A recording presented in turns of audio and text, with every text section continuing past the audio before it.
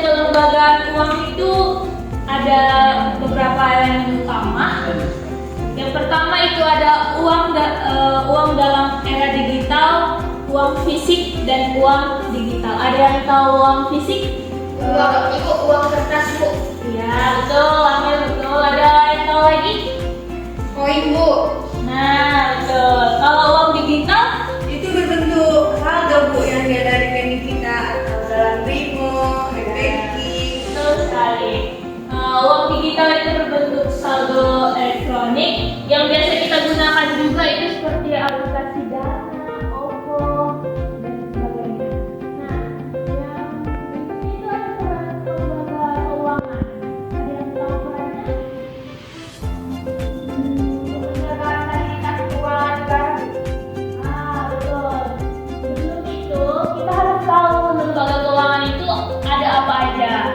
Nah, satu itu ada bank, di mana bank ini menyediakan layanan keuangan digital seperti mobile banking dan internet banking. Nah, fasilitas ini memungkinkan masyarakat untuk menabung, meminjam, dan berinteraksi secara efisiensi. Nah, dia ada juga financial technology. Apa sih yang dimaksud dengan financial technology? Ada yang tahu? Boleh juga. Nah, kalau nggak ada yang tahu, biar ibu kasih tahu. Financial technology itu merupakan perusahaan berbasis teknologi yang menyediakan layanan keuangan seperti pembayaran. Dia menyediakan layanan keuangan secara digital seperti pembayaran, peminjaman, tapi dia berbasis online. Dan juga investasi online itu adalah financial technology. Nah, yang ketiga itu ada lembaga keuangan mikro. Kalau kita dibilang mikro itu adalah lembaga kecil. Jadi itu penyaluran dana untuk usaha-usaha kecil di masyarakat. Nah, yang ketiga itu ada inovasi keuangan digital. Inovasi keuangan digital, ada yang tahu dimaksud dengan inovasi? Kalau inovasi dibilang itu berarti perubahan. Nah, adanya perubahan dalam keuangan digital. Kemuncul seperti contohnya itu kalau kita generasi Z ini sering didengar kripto. Ada yang tahu kripto? Tidak.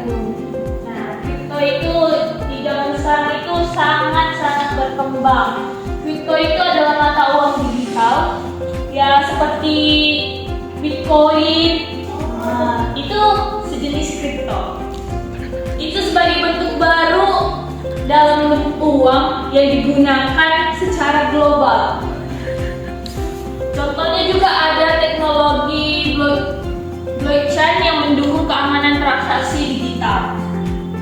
Nah, untuk materi uang dan lembaga keuangan ini sampai di inovasi keuangan digital, kita lanjutkan dalam perkembangan transaksi ekonomi di era digital.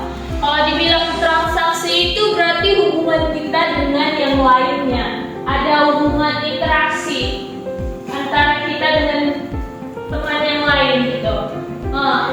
Satu itu ada transaksi tanpa tunai, yaitu transaksi yang dilakukan melalui perangkat elektronik seperti ponsel, kartu debit, dan juga aplikasi dompet digital seperti tadi Dana, OVO, m-banking. Itu adalah dompet digital yang sering kita gunakan untuk transaksi tanpa tunai. Nah, betul sekali Ayu. Yang kedua itu ada e-commerce dan marketplace. Siapa sering yang berbelanja di Shopee? Saya, Bu.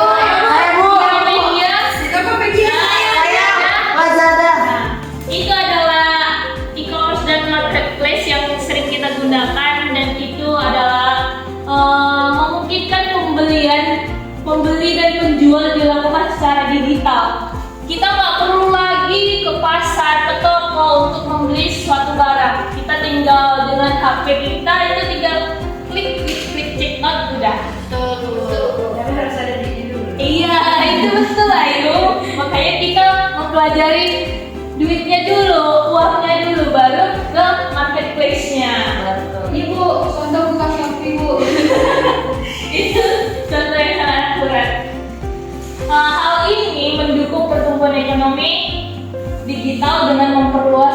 pasar. Tanpa tempat kita udah bisa berbelanja. Nah, selanjutnya itu ada sistem pembayaran digital di kampus, di sekolah itu atau di penjual pinggir pasar itu pasti udah ada langsung menyediakan QRIS agar dimana kita yang tidak memegang uang tunai bisa menggunakan m-banking kita bahkan atau dompet digital kita untuk membayar apa yang kita beli tadi. Nah, adanya QRIS mempermudah pembayaran digital antara platform. Sistem transfer instan antar bank mendukung efisiensi transaksi keuangan. Nah, selanjutnya itu ada kecepatan dan efisiensi. Teknologi digital memungkinkan transaksi dilakukan dalam hitungan detik. Tapi kalau jaringannya lancar, terkadang memang mudah tinggal klik, tapi kalau jika jaringannya tidak lancar itu sama saja juga membuang waktu banyak. Dan itu juga mengurangi biaya administrasi yang biasanya ada pada transaksi konvensional. Nah, yang kelima itu ada keamanan dan tantangan. Apa sih keamanan yang kita rasa menggunakan dompet digital dan juga apa sih tantangannya kita menggunakan itu? Nah, teknologi enkripsi dan autentikasi membantu menjaga keamanan transaksi. Nah, risikonya juga ada. Risikonya itu seperti kejahatan siber yang menjadi tantangan kita menggunakan dompet digital ini. Nah, Ibu ada membuat tugas diskusi buat anak-anak semuanya. Dan Ibu minta cuma 2 kelompok aja untuk membahas diskusi ini. Kita kan ada 6 orang ya. Jadi tiga aja satu kelompok. Baik Bu.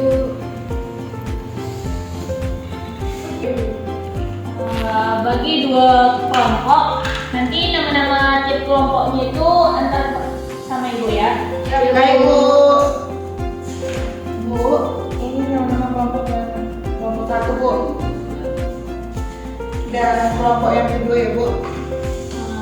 Ini kelompok pertama itu ada Rio, Tari, dan juga Putri. Kelompok kedua itu ada Suwanto, Riris, dan juga Amel. Iya Bu. Nah, diskusi untuk kasus tersebut itu Ibu berikan waktu cuma 10 menit dan kita akan bahas langsung tentang diskusi kita ini. Oke Bu. Oke Bu. A few moments later. Nah, ini udah 10 menit. Jadi kita akan bahas diskusi kita ini. Dimulai dari kelompok 1 itu bagaimana sih uang digital berbeda dengan uang fisik? Saya mewakili kelompok 1 Iya. akan menjawab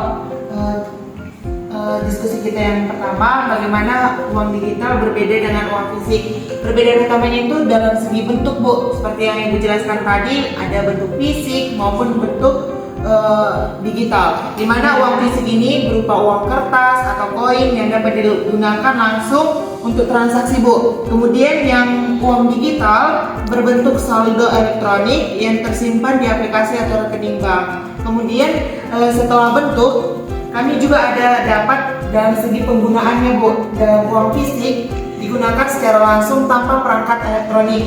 Kemudian uang digital memerlukan perangkat seperti ponsel atau komputer untuk transaksi. Sekian dari kami Bu, saya kembalikan ke Ibu. Dari kelompok 2 apakah ada perbedaan pendapat?